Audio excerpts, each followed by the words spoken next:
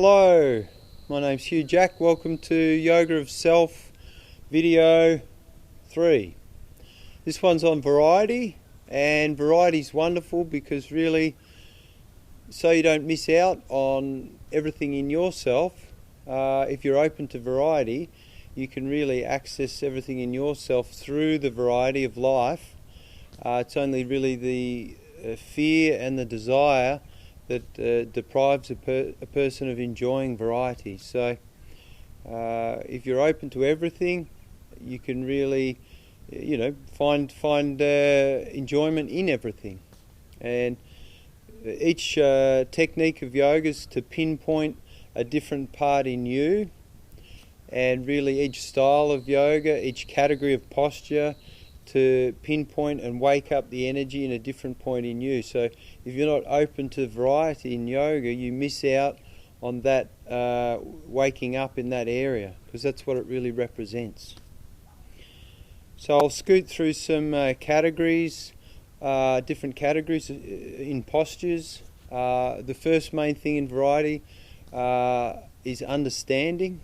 So yoga is a science, and like any science, it's proven through practice and theory. The theory part really is all the understanding of great yogis who've come before, and if you don't have that understanding and theory component, then you miss out on all that help, which is, in a way, you'd be silly to do that. So I'll just start with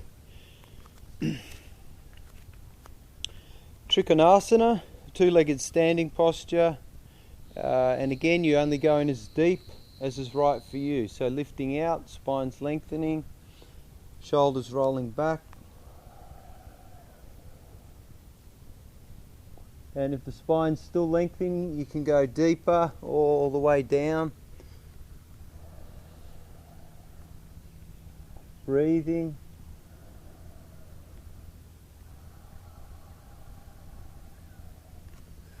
And that's a twisted two-legged standing posture. Pajvakonasana is a extended two-legged standing posture. You could have the block to make it easier, or full posture.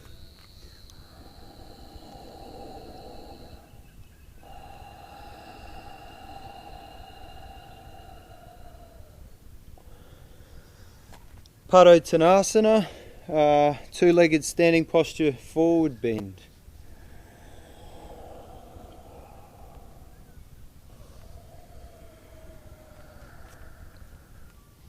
Keeping the spine lifting, or if you wanted to, you could amplify the hamstring.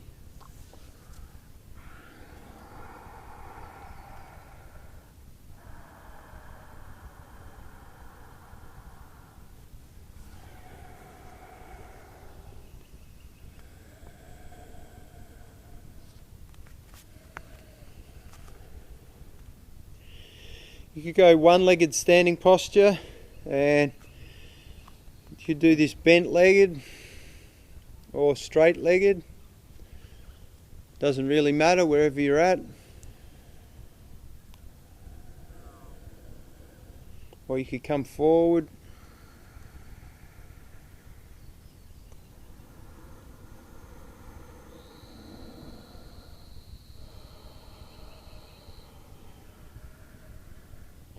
Out to the side, you could do this bent-legged or straight-legged.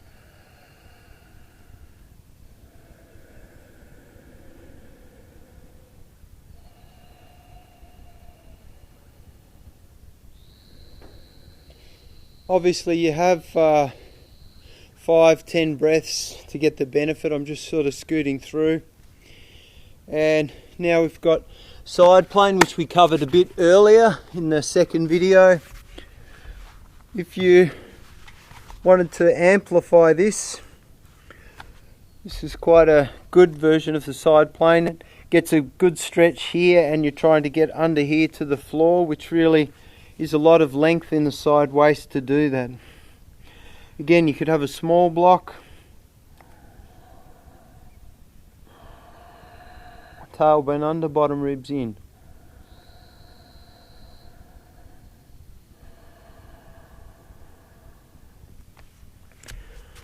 Padmasana, which isn't that popular in a lot of places.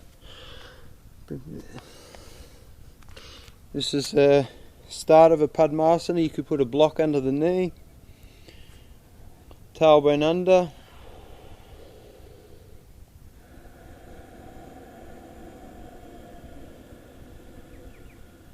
Or you could go a fuller Padmasana with both knees to the floor.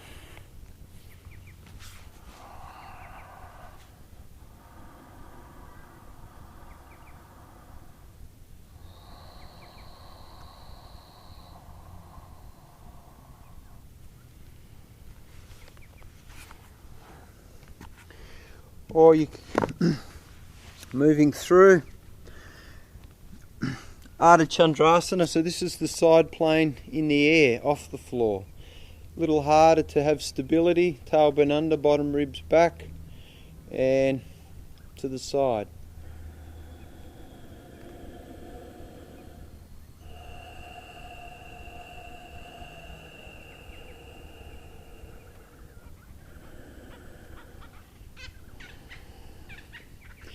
Opening the hips sideways, so you can start toes touching, knees apart, groin opener,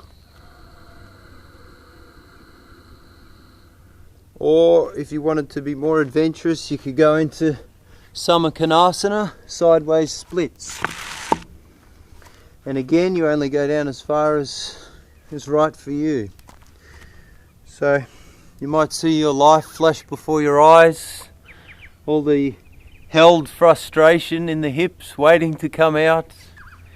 For me, I used to play football, so I had my fair share.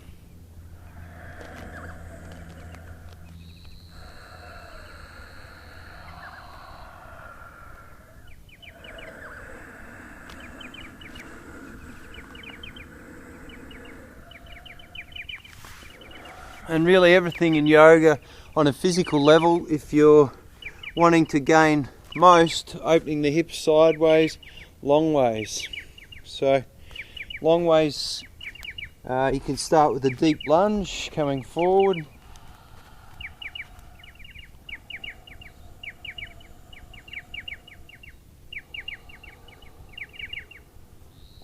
Or if you were keen, Hanumanasana, which is really your long way splits. Again, trying to stay out of the lower back, so back hip forward, front hip back, and trying to tuck the bottom ribs back.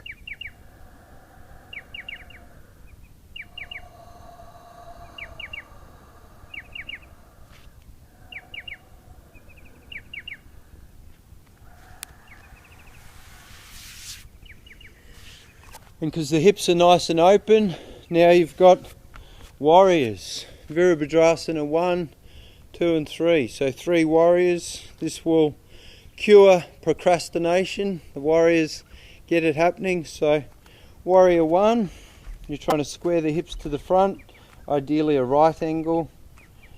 I put my hand on my knee to begin with, just out of compassion. But tailbone under. Again, hands shoulder width apart, or together is harder to drop the shoulders. Looking up is harder to stay out of the lower back. You look straight ahead, easier to stay out of the lower back, but full posture. And warrior 2, Virabhadrasana 2.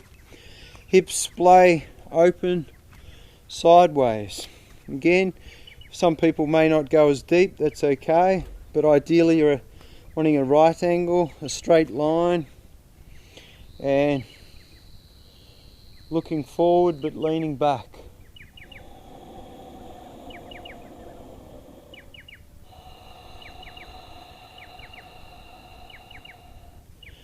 And warrior 3.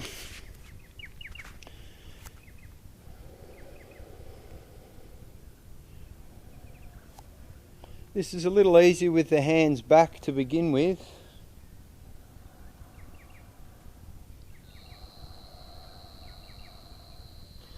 Or full posture, hands forward.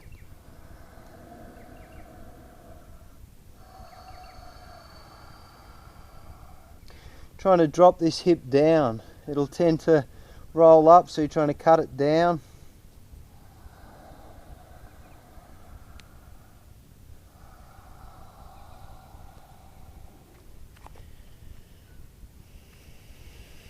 Good way to cultivate courage. So that's your warriors. Now you've got legs behind the head. You could do this with your feet on a block. Legs behind the head's generally not a big seller in a lot of places, but there's many alternatives you can do. This is sort of a middle of the road one. Feet towards the head.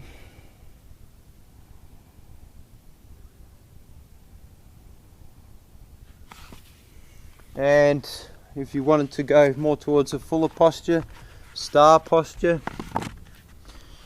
I like to come up with a lot of abbreviations for the postures that aren't that popular, because we wouldn't want to discriminate against postures, and really there's always many variations of each category. So you don't have to miss out on that category. You can always make it easier or harder. So full posture, legs behind the head.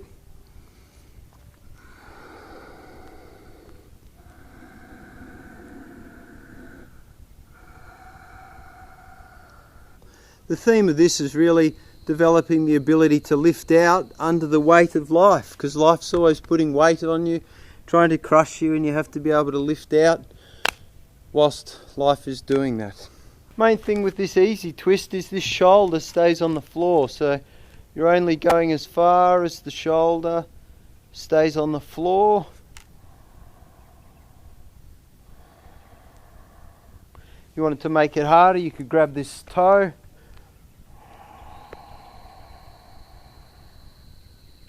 Longer, slower breath in the twist. Breath's always through the nose in yoga, so the breath's longer and slower through the nose. Your energy lasts longer through the nose. Bakasana. So this is an upper body, or the birds, nicknamed the birds. The baby bird Bakasana, or the crow. So again, knees back of the arms, like your cobra, shoulders roll back, elbows in. You could lift one foot or both. From there, breathing. You need a strong breath here. Or try and straighten the arms. Or Ekapada Bakasana, one leg back.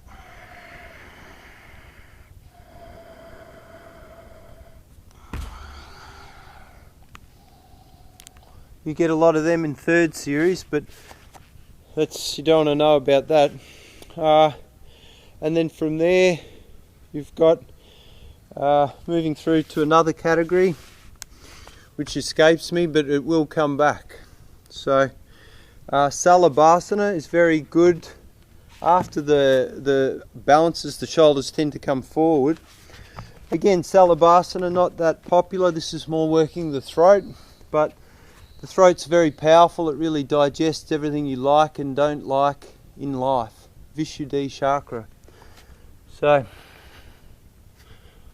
you can start off like this with the blocks, lengthening the throat, getting used to that. Breathe.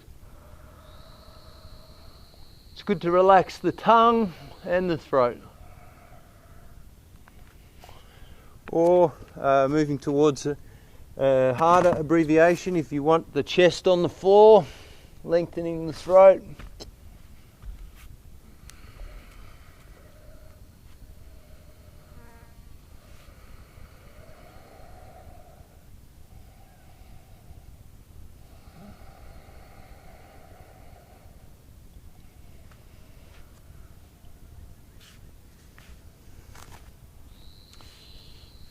Back bend or strasana, the camel. So you do this with the toes under, knees back, so the hips push through more, hands on the buttocks, shoulders roll back, only going back as far as you can breathe.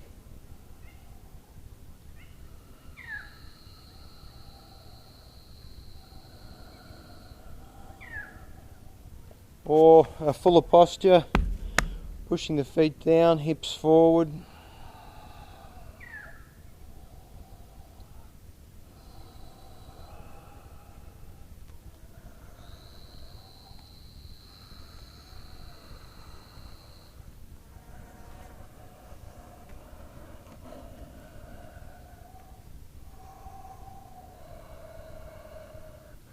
You can go deeper in this, but be clear on your motive for why you're going deeper. Easy forward bend, easy cross legs.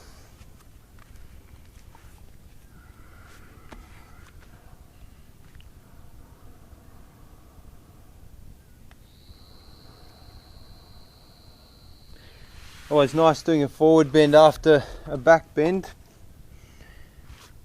or a full forward bend, Paschimottanasana.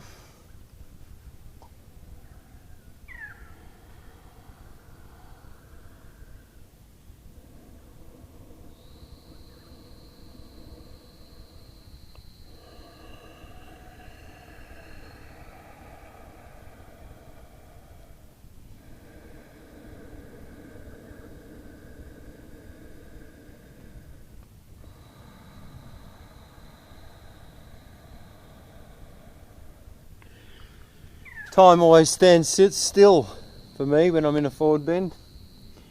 Wonder why that is. Shoulder stand, second most important posture out of 54,000 postures. I think we've probably invented a few more over the years, but this is Viparita Karani, an easier version of shoulder stand. The effect of being upside down without so much weight on the neck. Very restorative. And also lengthens the back of the neck, back of the skull. A lot of health problems down the track are avoided if the energy flows in the back of the skull. Savangasana, shoulder stand.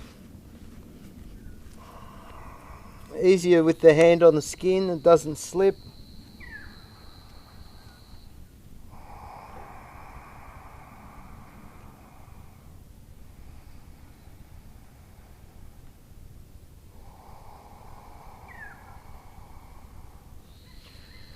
And Halasana, the plough. Again, if you interlace the fingers, the little finger straight, and try and flatten the wrist.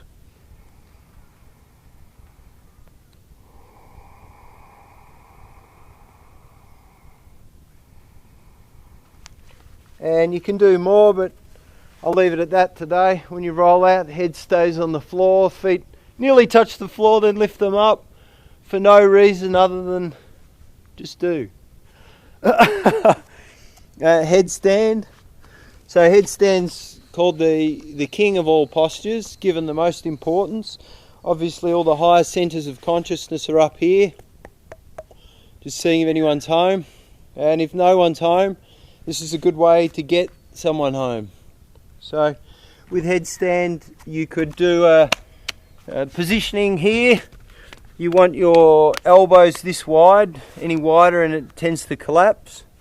So initially, just to get used to weight through the arms, you can just push through like this. So this way here, you're just creating the opening for headstand without the weight on the head. Really, there's no point putting weight on your head if it's just going to collapse and jam your neck, because that's not going to help your well-being. So to do a headstand, you really want to be able to keep the elbows shoulder width apart, and from here, breathing.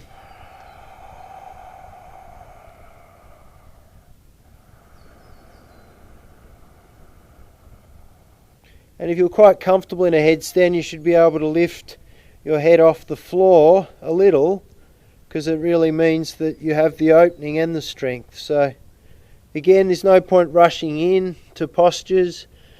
in most situations, I'll just take one breath to relax my eyeballs.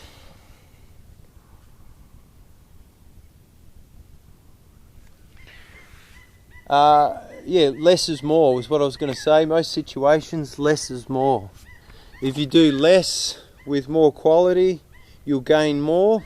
If you try and do more with less quality, you'll gain less. So yoga is essentially trying to feel good, not worrying about trying to look good, and it's really interested in your well-being and nothing to do with the external. So other variety in yoga which is important is chanting, yoga of the heart. So when you're chanting, really, there's quick chants, there's slow chants, there's long scriptural chants, many different chants to open up different forms of expression from the heart, just with the sound coming through from the navel, through the heart, out the throat. And really, it's the cream on the cake of yoga, so it'd be a great shame anyone who valued yoga to miss out on chanting, because I know for me, I didn't really relate to it early on, but now it's, I'd feel ripped off if I didn't have chanting in my yoga. And meditation, so initially it's easy to meditate just being still with the eyes closed and finding a still point, just watch the breath initially.